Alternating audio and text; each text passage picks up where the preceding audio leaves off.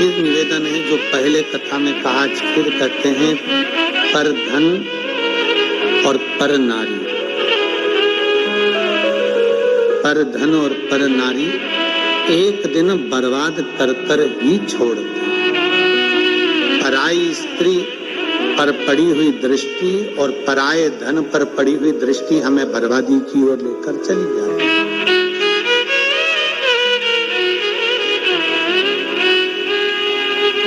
पर धन और पर नारी हमें गलत मार्ग की ओर लेकर ही जाएंगे और एक दिन डुबा कर ही मानेंगे,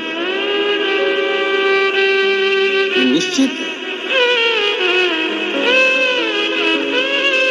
शिव कथा कर रहे, शिव महापुराण का चरित्र कर,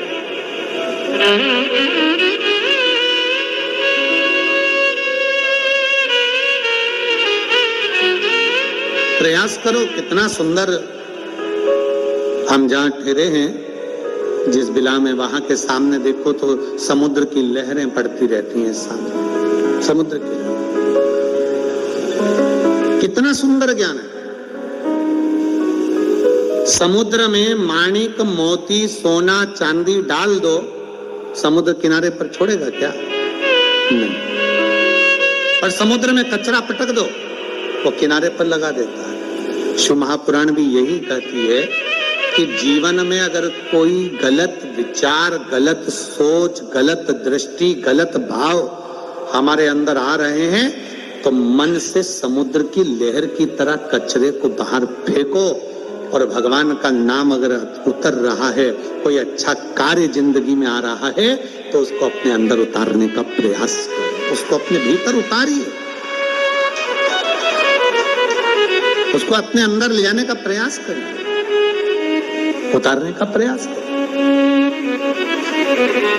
देवराज ब्राह्मण कुल में जन्म लेने के बाद भी वो कर्म श्रेष्ठ नहीं कर पाए, श्रेष्ठ कर्म नहीं कर पाए। भले जन्म ब्राह्मण कुल में हो गया पर विचार शुद्ध ना बन पाए। कहीं पर भी रहो, कैसे भी रहो, देश में विदेश में जहां मर्जी पड़े, कहां रहो, पर श्री शिवाय नमस्तुभ्यम कहते रहो। तुम्हारा मन पड़े जहां रहो, पर हृदय से फिर वही बात आती, शिक्षा और संस्कार अपने जाना नहीं चाहिए। शिक्षा और संस्कार अपने समाप्त नहीं होना चाहिए, वो हैं और अंदर उतारते रहो उसको और उतारिए। देवराज व्यसन में भी पड़ गया, देवराज स्त्री के चक्कर में भी पड़ गया, चोरी करने के लिए रानी के घर में प्रवेश कर गया। और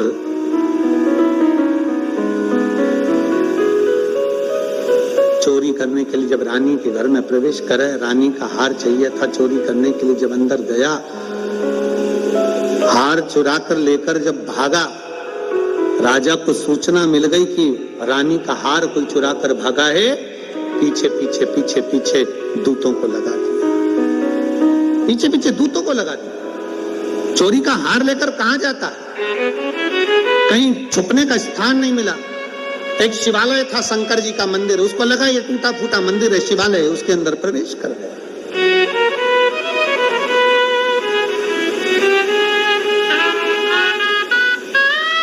और उसको क्या मालूम था कि शंकर के मंदिर में अगर भूलवश भी अगर कोई पांव रख दे, शंकर के मंदिर में अगर कोई भूलवश भी चला जाए तो उसका फल क्या है, तो उसका अंदाजा नहीं।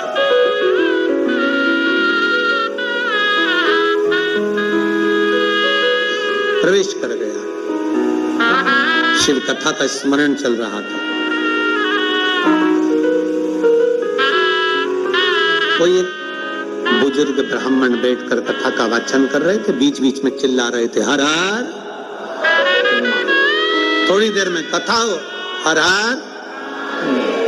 पहले हमारी भी आदत थी, हम भी चिल्लाते थे, बीच बीच में हम भी बोलते थे कि दीन बंधु दयालु दया कीजिए, जो दोनों हाथ उठाकर हर हर महादेव नहीं बोले उसको उठा लीजिए, पहले हम भी बोलते थे।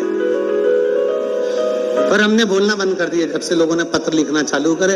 एक व्यक्ति ने पत्र में लिखकर बोला, गुरुजी हम गाड़ी चला रहे होते हैं, हेडफोन में कथा सुन रहे होते हैं, और आप बोल देते हो कि जो हर हर नहीं बोले उसको उठा लीजिए, तो हमको गाड़ी खड़ी करना पड़ती है, दोनों हाथ से पहले बोलना पड़ता हर हर महादेव, फिर गाड़ी बढ़ाना पड़ती है। लोग देखते हैं अच्छा नहीं लगता, लोग समझते हैं इसको मिर्गी का दौरा मोरा आ गया।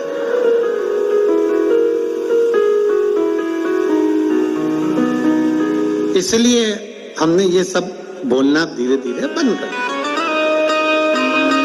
अब बोलना बंद।